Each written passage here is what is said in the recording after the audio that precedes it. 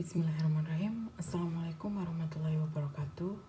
Perkenalkan, saya Tantra Herianti dari Psikologi Unisa tahun 2018 semester 5. Di sini saya ingin menyampaikan materi tentang psikologi Islam. Nah, artikel yang saya ambil yaitu disusun oleh Emma Yudiani pada tahun 2013. Nah, judulnya itu tentang pengantar psikologi Islam.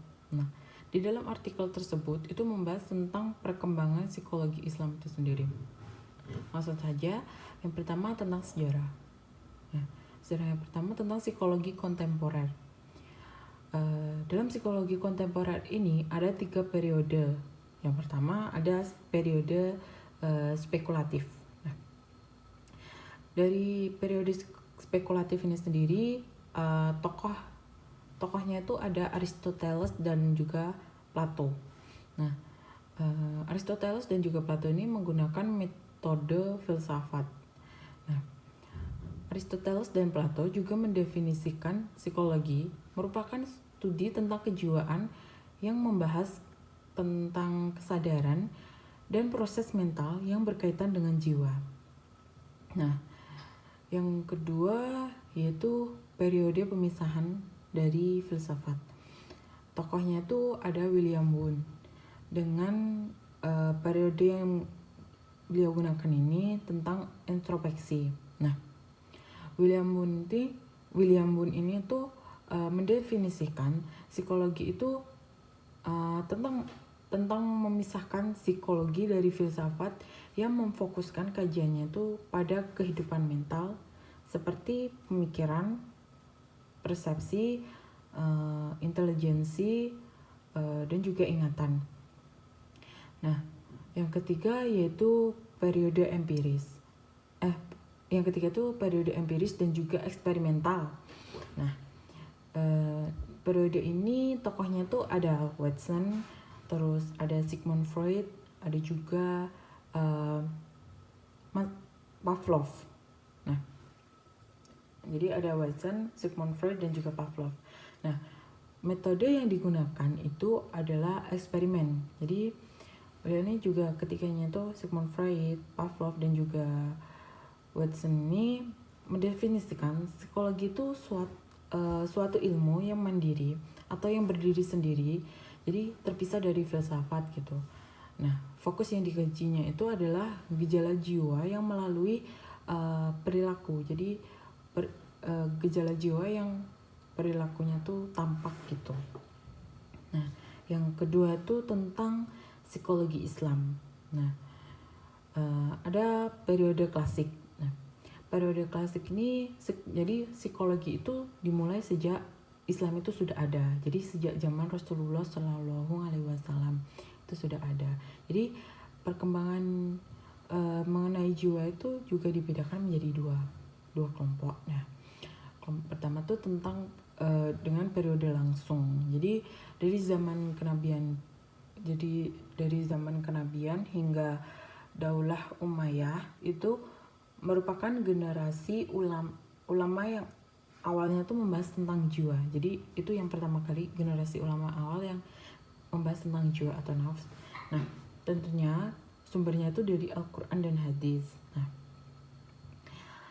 kajian dari dalam kelompok ini tuh ada ilmu kalam dan juga tasawuf. Nah, tokohnya yang masih terkenal sampai saat ini yaitu Imam Ghazali. Nah, yang kedua tentang periode kekuasaan Daulah Abbasiyah ya. Nah, ini tuh gerakan penerjemah dan juga mengomentari, tentunya memperkaya filsafat Yunani. Jadi selain sumber dari Al-Quran dan hadis, kelompok ini tuh juga memanfaatkan filsafat Yunani gitu sebagai landasan mengkaji jiwa. Nah, salah satu tokohnya itu ada Ibnu Rushd. Nah, jadi kajian yang mereka kembangkan itu yang sangat berkembang sampai sekarang itu tentang filsafat Islam. Nah, kedua tentang periode modern. Nah, tahun 1950-an itu di Amerika itu muncul gerakan psikologi Islam. Nah, gerakan ini tuh gerakan ini tuh muncul karena mendorong adanya tuntutan nyata untuk mengatasi krisis yang dihadapi oleh umat manusia. Nah, pokoknya tuh gerakannya tuh gerakan sudah mendunia gitu. Gerakannya tuh kemudian mendunia gitu. Ya, tentunya gerakan tentang psikologi Islam ini sendiri. Di Indonesia ini psikologi Islam itu ditandainya dengan terbitnya jurnal pemikiran psikologi Islam Kalam itu dari Universitas Gadjah Mada Yogyakarta. Itu ada juga tentang simposium nasional psikologi Islam. Ini tuh dari Universitas Muhammadiyah Surakarta. Nah, selain dari jurnal tersebut, ada juga sejumlah buku. Jadi ada beberapa buku yang bernuansa psikologi Islam. Jadi itu yang ada di Indonesia tuh dari selain dari jurnal, ada juga dari buku-buku yang terbit. Ya. Nah, terus kenapa sih harus psikologi Islam gitu ya? Yang pertama, psikologi kontemporer itu berkembang dalam perkembangannya. Psikologi kontemporer ini dalam perkembangannya tuh dianggap mengalami distorsi yang fundamental. Jadi psikologi yang seharusnya membicarakan tentang konsep jiwa, tapi ternyata mereka tidak mengetahui dengan hakikat jiwa itu sendiri. Nah, terus yang kedua itu pandangan psikologi akhirnya tuh dipandang dengan krisis, terutama yang berhubungan dengan pandangan aliran behaviorisme dan juga psikoanalisis.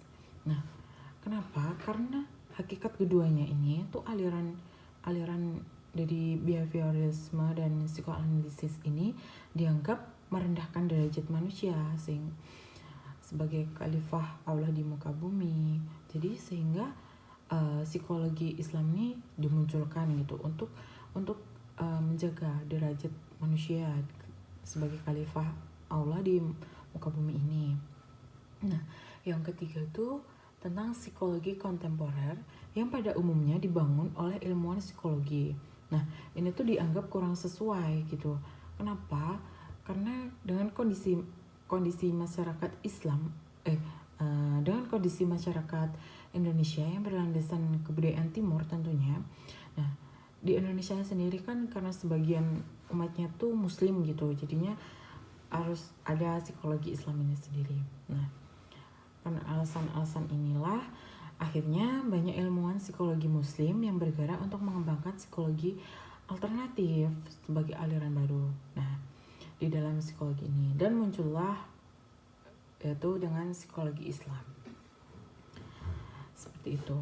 Nah, selanjutnya tentang apa itu psikologi Islam gitu ya.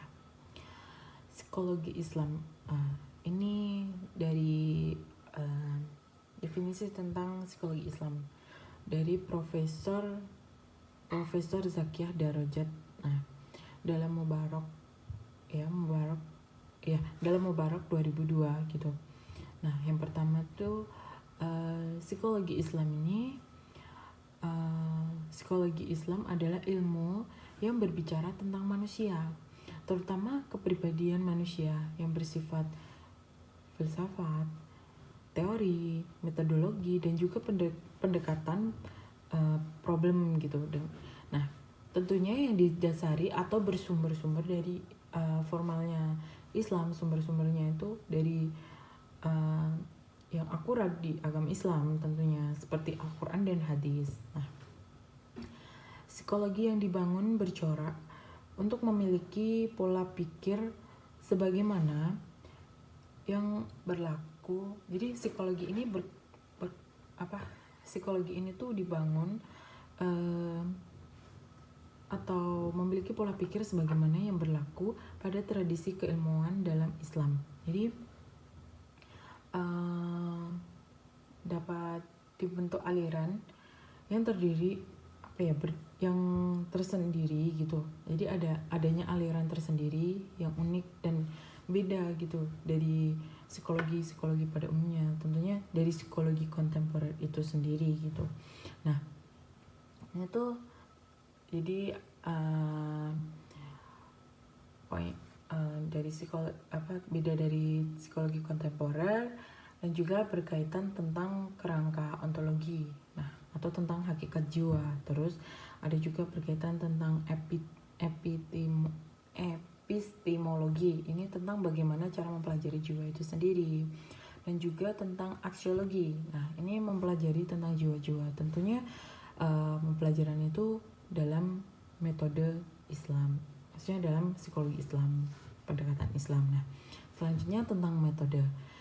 Dalam membangun psikologi Islam ini ada dua metodenya, yang dua kelompok besar ya.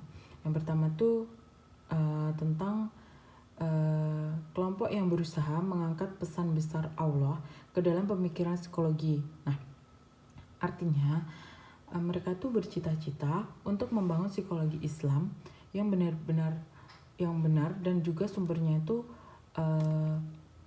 valid gitu. Nah, tentunya di Islam sendiri itu sumbernya dari Al-Quran dan hadis. Nah,